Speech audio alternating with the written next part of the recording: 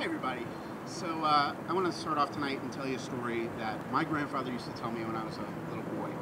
And it wasn't until many years later that I heard the same story at a conference that I realized my grandfather hadn't made up the story, but it's something that you've all heard before. And it's a story about a little boy and a grandfather that are walking on the beach.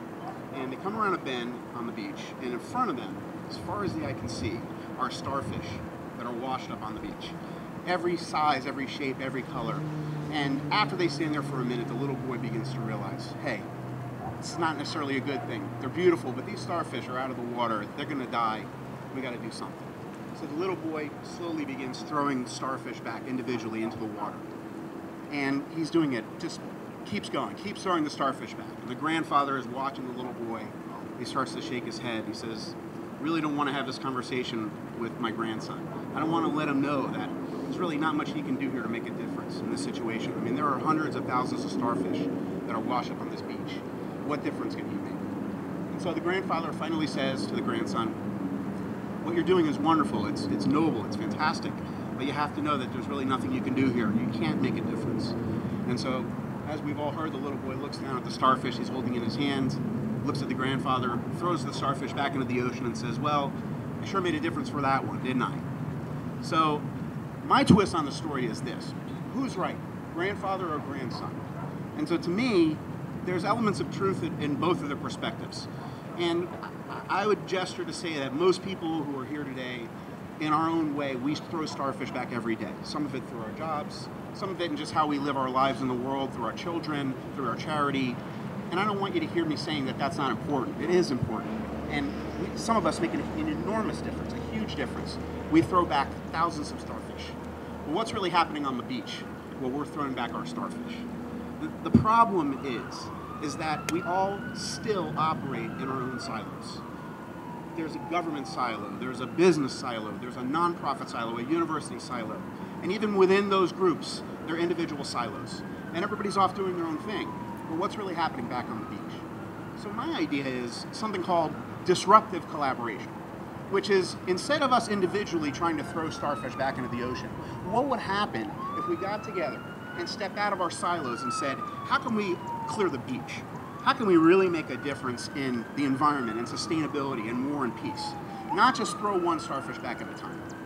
So the skeptical amongst us will say, great idea, very idealistic, that'd be great, but that's not the world that we live in. But I beg to differ, and I have an example. And so in 1962, President Kennedy gave a very famous speech. And in that speech, he declared that us as a country were going to have a man walk on the moon by the end of the decade. Now, there's some debate about whether he just kind of went off and said it or talked to his advisors first. There's all kinds of stories about having to give the advisors oxygen and they were freaking out because there's no way technologically we could have pulled this off. But his idea and the really brilliant idea behind it was something called the cluster. So what he said was, we wouldn't be able to get to the moon if we all tried to figure it out on our own, if we all worked in our silos. But if we put people together in 3 geographic clusters, one in Huntsville, Alabama, one in Houston, and one in Cape Canaveral, and we throw in businesses and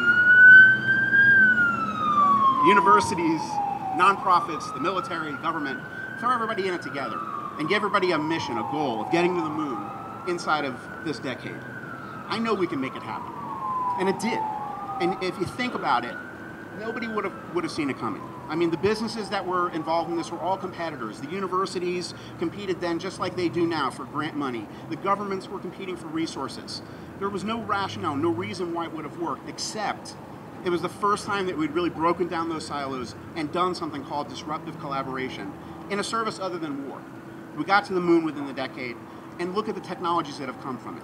The internet, computers, robotics, you name it, microwave ovens. Companies that earned their stripes during that period of time. These are companies that are still viable today and who have completely created the technological society that we live in. So I know it's possible. So what does that mean for you and I? Well, what it means is we get to have a Silicon Valley for green technology. We get to have a Wall Street for social equality. We get to have a cluster, a place that people can call their own, where people who want to make a difference can work together, collaborate, break down those silos, and have it happen. And I say it's a time that's come. I say it's our Apollo project for this decade, and your call to action is to make it happen in whatever way you can.